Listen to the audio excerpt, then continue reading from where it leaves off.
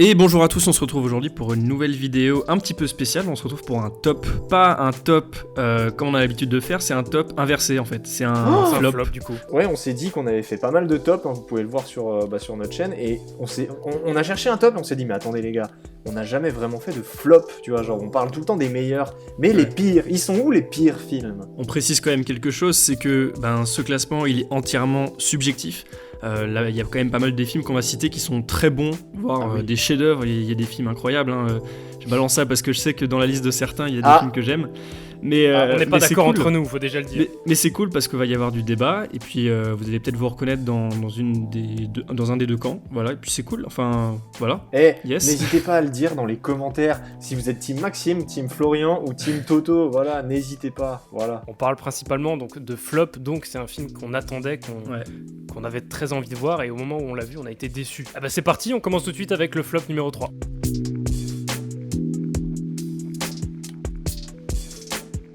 Et on va partir dans l'horreur. Moi je vais parler de The Nun, ou La Nonne en français, spin-off de la saga Conjuring, encore un, et oui, sur le personnage de la nonne que tout le monde avait kiffé, que j'avais kiffé dans Conjuring 2. C'était un personnage ultra cool, méga flippant, qu'ils avaient bien utilisé, c'est-à-dire qu'on ne le voyait pas trop, et quand on le voyait il était assez effrayant. Donc j'avais beaucoup aimé, et j'attendais du coup beaucoup ce spin-off sur ce personnage. Et c'était pas bien.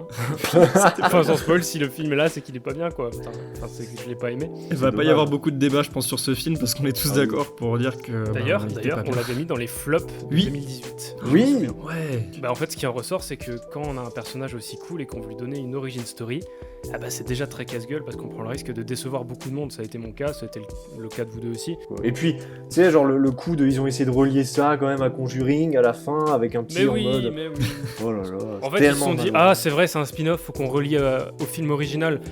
Écris un truc en 2 lignes, ça dure même pas 2 minutes. Ouais. C'est pourri. Ok, donc pour mon top 3, j'ai choisi un film. Bon, c'est un peu spécial. J'ai choisi American Sniper. Je sais qu'il y a des gens qui l'ont kiffé. Le film a quand même eu des Oscars, je crois, a été nominé aux Oscars. American Sniper, réalisé par Clint Eastwood, qui est sorti en 2014. Moi, c'est une raison très spéciale. Je vais direct expliquer pourquoi j'ai détesté ce film. C'est parce que je l'ai vu du coup dans une salle remplie de gens, mais non. Tout comme moi, très content de voir un film de Clint Eastwood. Sauf que le film commence et au tout début, il y a un Mésuine qui fait l'appel à la prière, et une bonne partie de la salle se met à rigoler. Et on était dans une période un peu Front National et compagnie. Quand il commence à rigoler, je me dis, ça m'a direct plongé dans un mood. Tout ce que tu vas voir, tu vas l'interpréter différemment par rapport à la salle où t'es. Au final, chaque action, chaque truc, chaque fois je me disais, ouais mais attends, mais là c'est Clint Eastwood qui fait son pro-américain et qui est en mode les Arabes c'est les méchants et tout. Je me faisais une image du film dans la tête et ça m'a gâché toute la séance, et au final je déteste le film, alors que je suis sûr que si je l'avais vu dans de meilleures conditions je l'aurais adoré. Moi American Sniper, je l'ai vu, j'ai vraiment kiffé le film personnellement.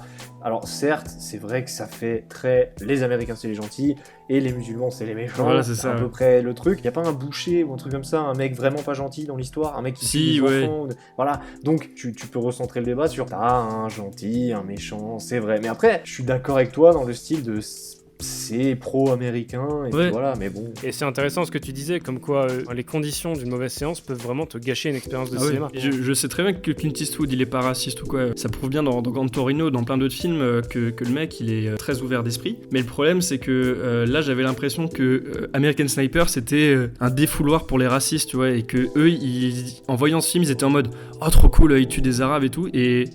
Je sais pas, j'avais l'impression que le film leur faisait plaisir d'une mauvaise manière, tu vois. Ok, moi aussi j'ai un top 3, mesdames et messieurs, et ce film, je suis désolé, je vais devoir l'annoncer, c'est A Ghost Story. Aïe. Tu vois, mon top 3, je vais me faire arrière par 50% des gens, mon top 2, ça va être les 50 autres, tu vois. Voilà, mais c'est pas grave. Alors, je l'ai pas... Si, je l'ai pas aimé. Voilà, j'allais dire je l'ai pas détesté, mais je l'ai pas aimé du tout. Le film, j'en avais entendu parler. C'était In the Panda qui en avait parlé, moi, qui me l'avait fait connaître. Toi, Florian, tu m'avais prêté le DVD et tout, et vraiment, genre, j'étais en mode, putain, ça a l'air sympa, il y avait un délire de temps, la pochette, avec le fantôme comme ça, moi je kiffe, c'est super joli, tu vois, il y a un style, et malheureusement, Ghost Story, en fait, je me suis très vite ennuyé, parce que, c'est une réalisation très lente. Moi, je pense que, je le dis honnêtement, j'ai pas accroché à cause de la réalisation, et peut-être pas à cause de l'histoire, même si l'histoire, j'étais en mode putain, il se passe rien de mon côté, ou c'est très bizarre. C'est soit tu adhères, soit t'es complètement hermétique au truc et tu vas pas du tout rentrer dedans et tu vas passer un film où tu vas avancer tous les 5 minutes et tu vas regarder ta montre, enfin selon le mood dans lequel tu seras au moment où tu le verras, donc il y a plein de choses qui peuvent rentrer en compte. Et ben messieurs, c'est tout pour cette vidéo. N'oubliez pas. Ah merde, c'est vrai qu'on a encore une suite à faire. Oh mince. On passe au flop 2 alors.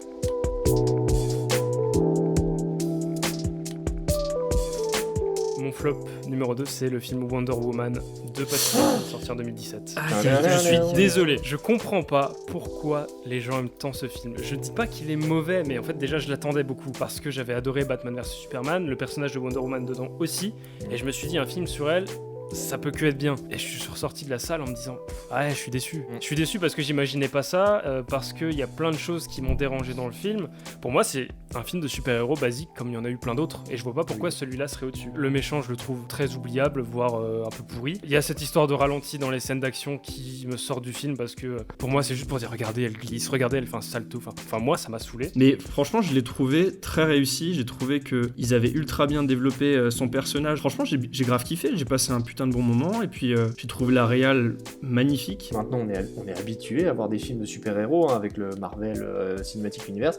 Et c'est vrai que quand tu regardes Wonder Woman, eh ben, t'as l'impression de voir un film de super-héros lambda. Wonder Woman retombait un peu dans le côté assez Marvel, assez tout public. Ok, bah pour mon top 2, on va rester dans l'univers super-héros, mais on va passer chez Marvel. J'ai choisi Thor, le monde des ténèbres. Il est réalisé déjà par Alan Taylor. Le premier avait été réalisé par Kenneth Branagh. Le premier avait quelques bons points, je trouvais personnellement. Il avait un style intéressant. Le deuxième, par contre, j'ai trouvé qu'il valait rien du tout en termes de mise en scène, en termes de scénario. En termes de scénario, le film, son seul intérêt, du coup, c'est d'introduire une des pierres d'infinité. C'est tout. Voilà. c'est la seule chose. Et Loki. Le fait que Loki, il est pas trop mal dans ce film-là. Enfin, à l'époque, j'étais vraiment dans le MCU, je trouvais ça grave cool. Tous les Iron Man, je les avais grave kiffés. Et puis, il y a eu ce film, et je me suis dit, merde, est-ce que ça va être pas bien au final? Est-ce que les prochains films vont être de la merde comme celui-là? Bah, il a apporté cette patte un petit peu plus terre à terre, un petit peu plus nordique, viking, tout ça. Bah, en fait, Thor, c'est pas ça. Thor, c'est un super-héros cosmique qui vient de l'espace. Enfin, il fallait cette petite dose de.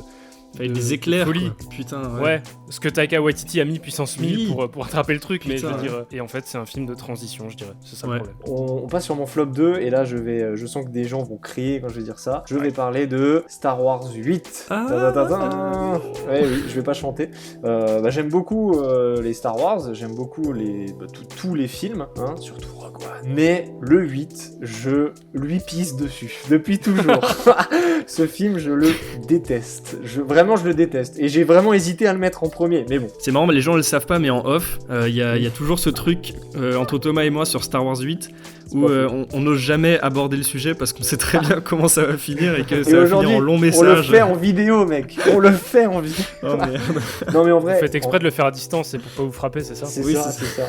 En vrai, je vais dire tout à fait moi ce qui me plaît pas, et tu diras toi, tu débattras, y a pas de souci. En vrai, Star Wars 8, j'avais pas aimé le 7 de base parce que j'avais trouvé que c'était un peu copié-collé et tout, voilà, J.J. Abrams, enfin bref. Et j'ai eu une énorme attente parce qu'en voyant le trailer du 8, je me suis dit oh putain, ça a l'air super différent, trop cool, j'ai trop hâte de voir des choses nouvelles. Et en voyant le 8, effectivement il y a des choses nouvelles, mais j'avais plus du tout l'impression de voir un Star Wars. Et il y a un truc qui m'a vraiment beaucoup déstabilisé, c'est que le film en fait se passe que sur, je crois, quelques heures ou même pas une journée au total. On reprend un peu ce phénomène de film de transition, et j'avais l'impression que du coup le film ne servait pas dans le temps vraiment. Il n'y a pas comme tous les autres Star Wars où t'as des jours qui passent, t'as quelque chose. Là c'est vraiment, tu suis 2-3 heures les personnages en temps réel, ils font des actions qui au final ne servent même pas à grand chose, et le film se termine limite au même point où ils avaient commencé. Grâce à ce film, ça a donné ma vidéo YouTube préférée, c'est le Prejvat de Durandal sur Star Wars 8, que encore aujourd'hui je m'amuse à re-regarder, qui dure 2h30. Le 7, je l'avais vraiment bien kiffé, j'étais ultra content. Le 8, j'avais beaucoup d'attentes, et je me souviens quand je suis sorti de la salle, j'étais ultra content. Je crois même que je l'avais préféré à l'époque au premier visionnage que le 7. Mais après, en le revoyant, c'est vrai qu'il y a certaines scènes, notamment toute la partie au casino là que je comprends pas, que je trouve pas très intéressante et pas très bien appliquée, je trouve. Mais moi, ce que je propose, c'est qu'on aborde une fois Star Wars dans un podcast pour bien en débattre. Ah oui, et se battre avec des couteaux et tout.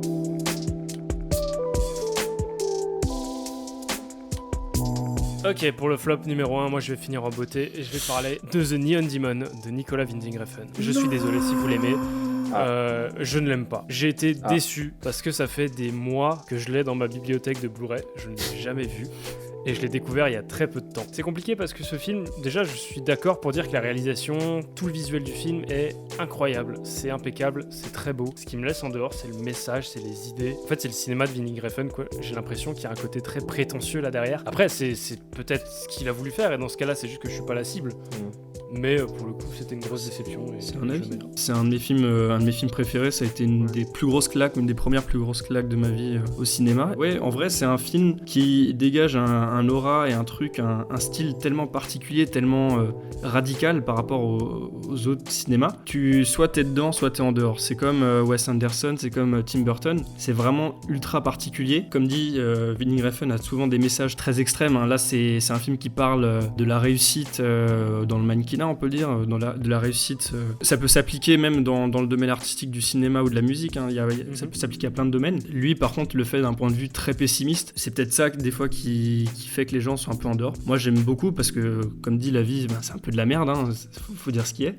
Et je trouve ça cool, des fois, qu'il y a des films quand même qui disent ouais, écoute, toi, tu veux voir un film qui te fait rêver. Moi, je vais pas te faire rêver. Tu vois, je vais te dire que c'est de la grosse merde et que ça peut être pire que de la merde.